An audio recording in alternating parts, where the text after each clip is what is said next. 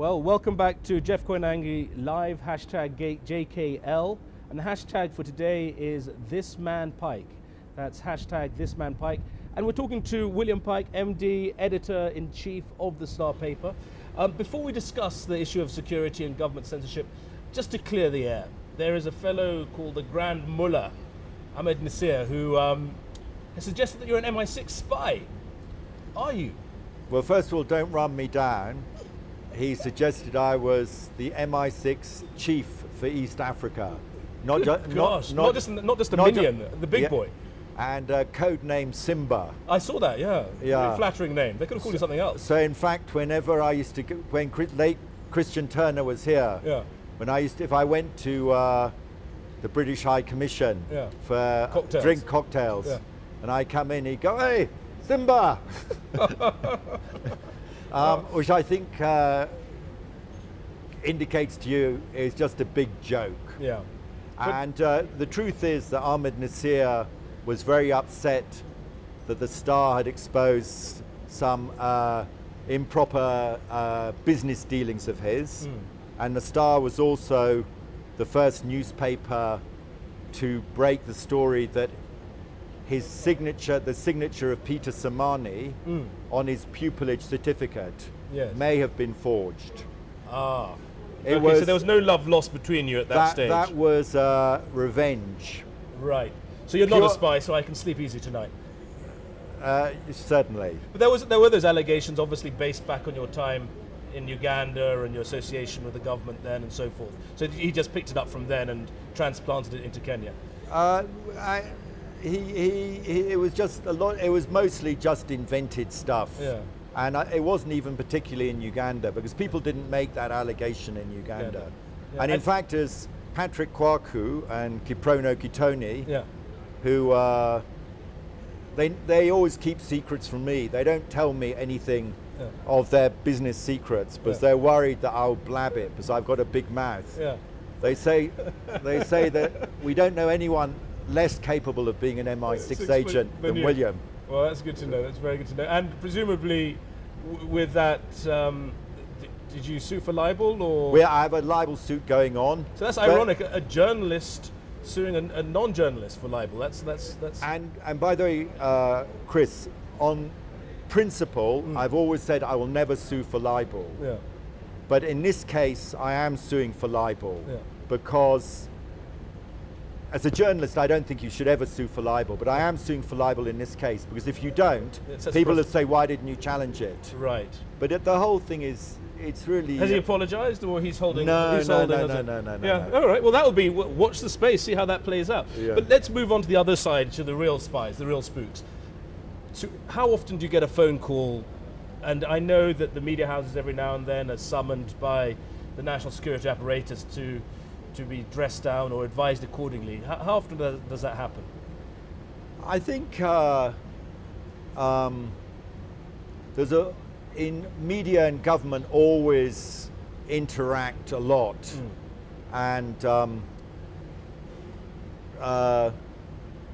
in Uganda certainly there was a lot of interaction. The New Vision got given a lot of stories by the intelligence. They would leak stories of different kinds, and also all the heads of intelligence in Uganda. I'd known them when I was in the bush with them. But this is the opposite in Kenya. They're trying to stop you publishing stories. How many stories have you pulled? They also leak stories here. By the way, the intelligence service. They will also give stories, and there's always a kind of everywhere in the world. The reality is there's a kind of trade-off between intelligence world and journalism world, because it's the same world. They're both information gathering, and sometimes journalists have information that intelligence services want, and then sometimes intelligence services want to put leak stuff into the media. So there's always a kind of interaction. Can I just ask you, in a year, how many stories would you feel obliged to pull because government has whispered something in your ear? I think the new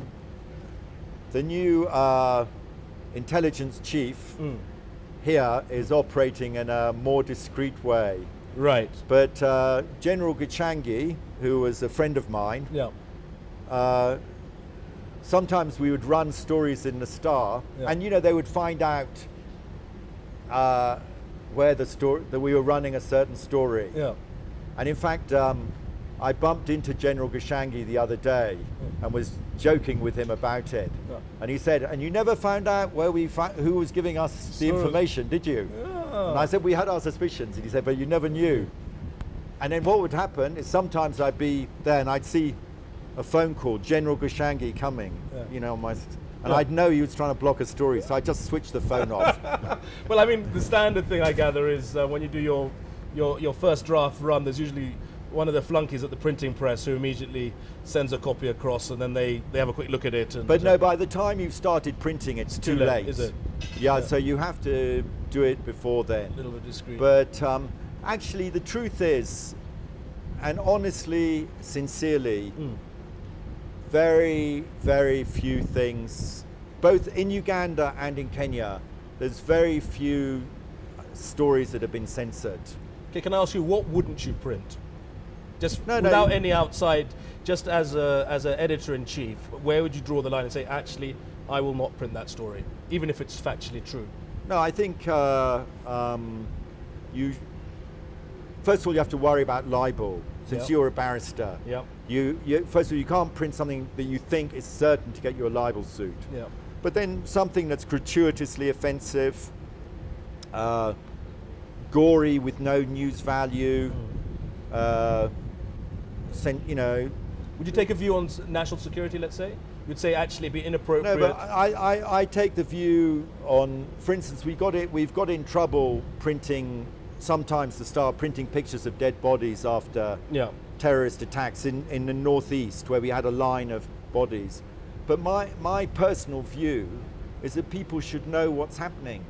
You shouldn't pull the wool over the eyes of the public. You shouldn't minimize things. It's not, and actually we've met the people from anti-terrorism people here to discuss it, and they've come and met the editors, and we've had sessions together discussing it.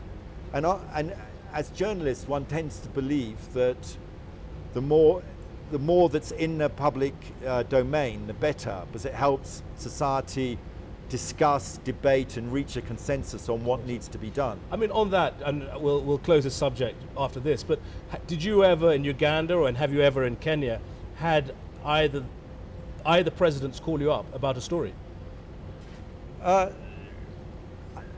Not to stop a story, but to complain about a story, yes, many times. No, the president's here not, but the ministers. Right. But one story I tell about Uganda, the only time a story has ever been censored was at the request of the American government.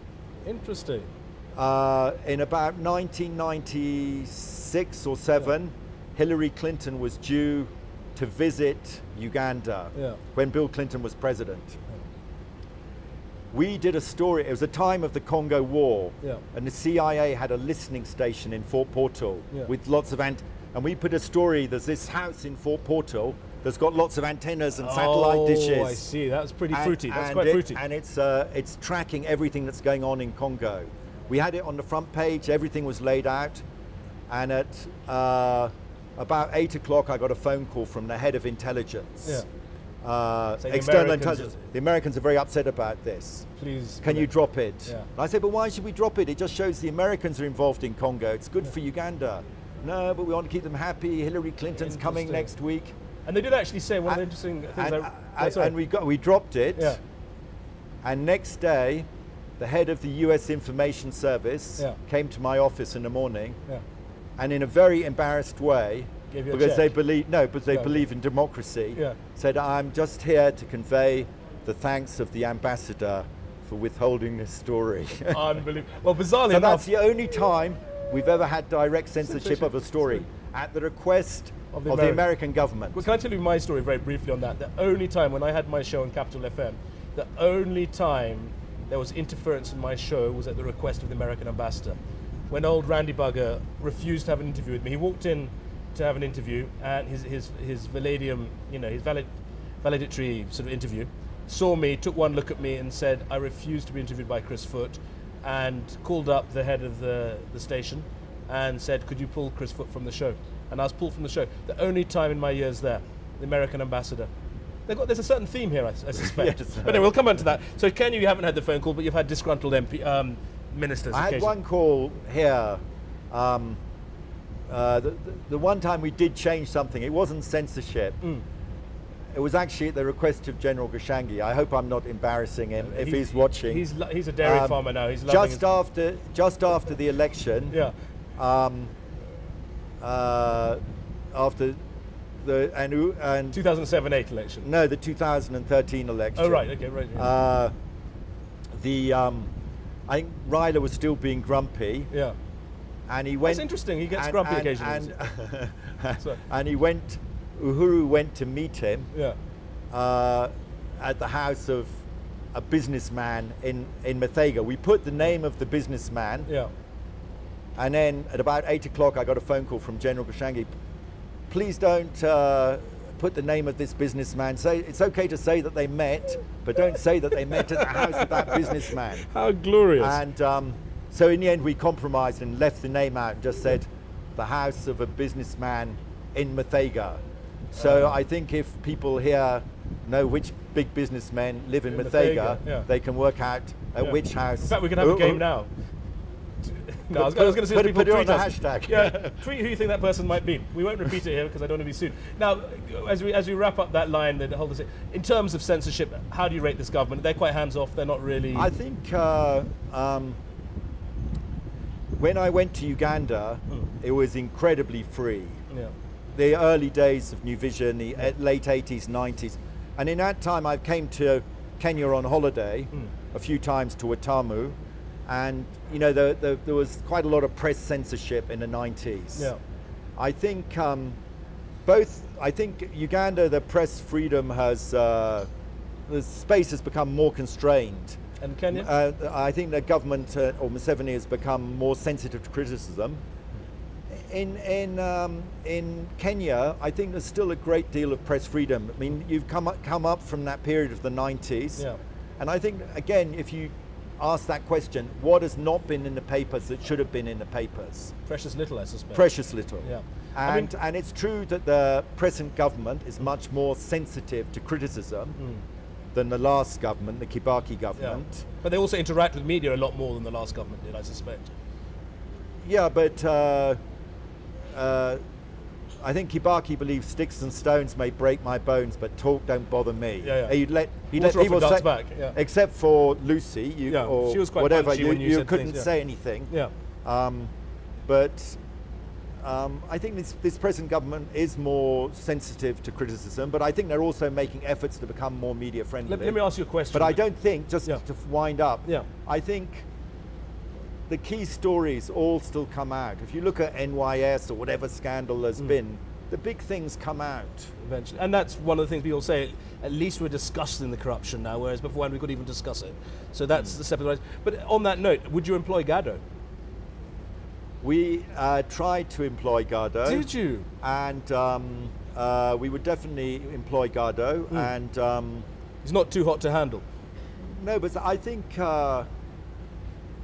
anyway, I personally think the nation made a mistake dropping him. I don't think they should have dropped him. I think there's two cartoonists.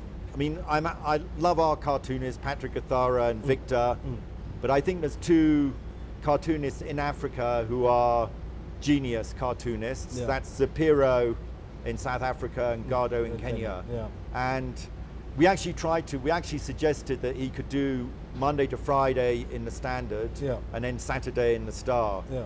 But I think he's going to the Standard full time. Oh right, okay. Now one of the things I always ask a journalist, like, what's your biggest scoop? Biggest scoop? Yeah, the one scoop. When we're giving your eulogy one day, we said, and he brought us the story about. Well, actually, my biggest scoop really was when I did the story for the Observer about Museveni and the killings in Luwero. That was on the front page of Luwero. On the next day, it was on the front page of Liberation, South China Morning Post. Right. It was in it was like massive news. My phone didn't stop ringing for about 2 weeks. Okay, and what was the story that you kick yourself and wish I'd got that story?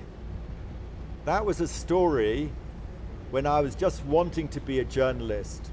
I just started going out with my wife, who was a nurse at St Mary's Hospital in London, and I was just starting to become a freelance journalist. Yeah. There were SAS men, special forces men in casualty, pretending to be doctors, and they weren't doctors, but they were treating patients. To get training? To get training, to get combat training. They would be in accident and emergency in Harrow Road. Can you imagine waking up from general anaesthetic and there's a recce guy trying to sort of operate on your kidney? Yeah, and maybe buggering it up. And they were they were doing it. My wife at that stage, Harrow Road, St Mary's Harrow Road, was a relatively poor area, so I guess they think it's just Irish and Caribbean people who will come in, so no one will be that bothered. And of course, they had a great time, and I knew they were SAS members. The nurses were all in love with them because they were so cool.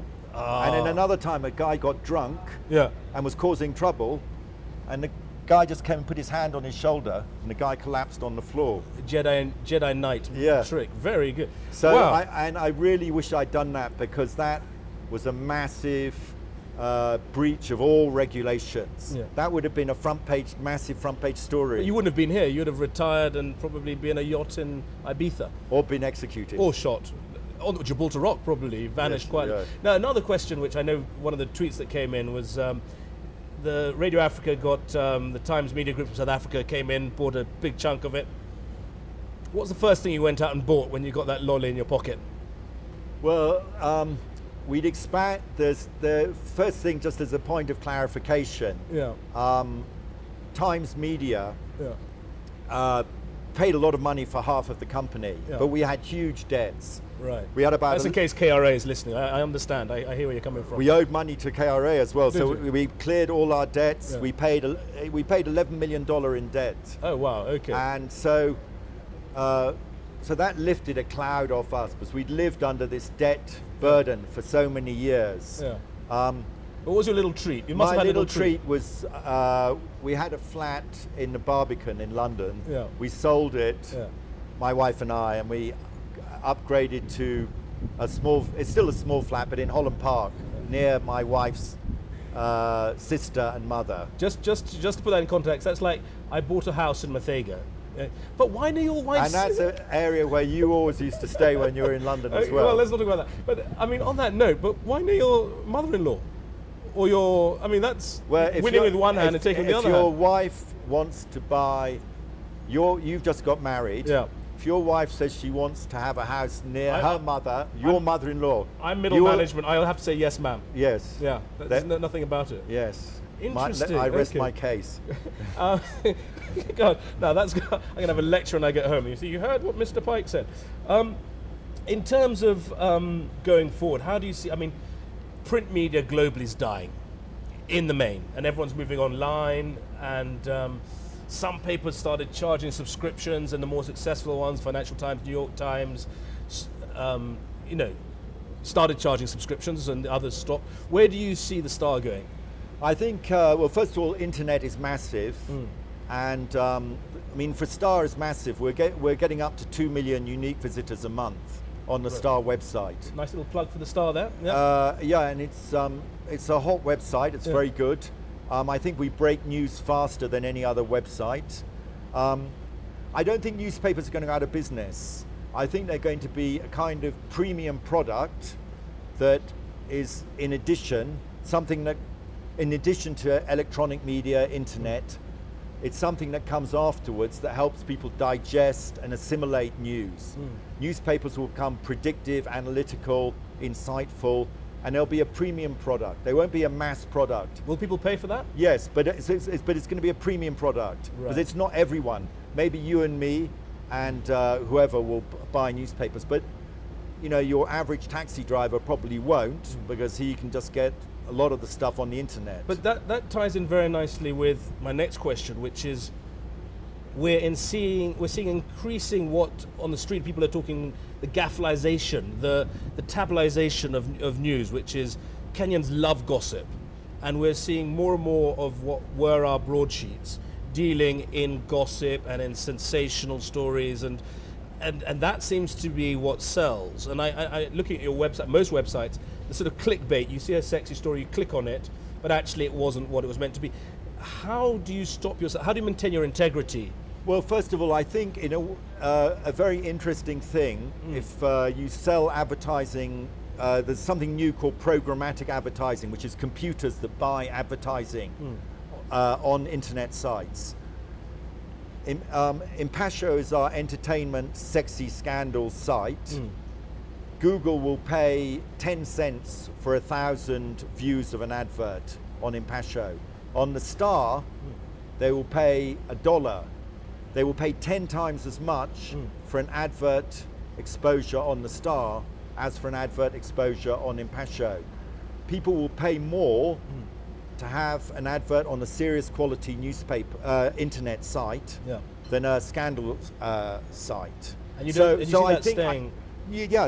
Because that's Google doing that. Yeah. That's a Google algorithm saying I'm more likely to sell my product with the Star site than with the Impasho site. Therefore, it's worth paying more for the Star site. So computers are actually going to exercise a kind of discipline, because more serious quality content will actually be better rewarded on the internet than salacious scandal content. So what you're saying, hopefully, is that actually the quality of your content should actually improve. But of course, the news gathering is massively expensive. And even if you just look at this here, you see you've got the TV cameras, you've got the assistants here. It's expensive doing news. You need a lot of money to pay for that, and the problem is internet advertising is just not giving as it's not as profitable, or it's not as generous as print or TV advertising. So until we get to a situation where we can get enough money to cover content gathering on the internet, the future of news is at risk. But I think you can see a lot of positive signs, and one positive sign is a year ago, the local advertisers, Google was paying less than the local advertisers. Now, Google is willing to pay more than local advertisers. How about the free newspapers like Nairobian? Have they taken a segment of your market? They do a bit, but the trouble is with a free newspaper, if someone gets a free newspaper, there's no guarantee they're going to read it. But if someone buys a newspaper, you know they're buying it because they want to read it. Otherwise, why would they buy it?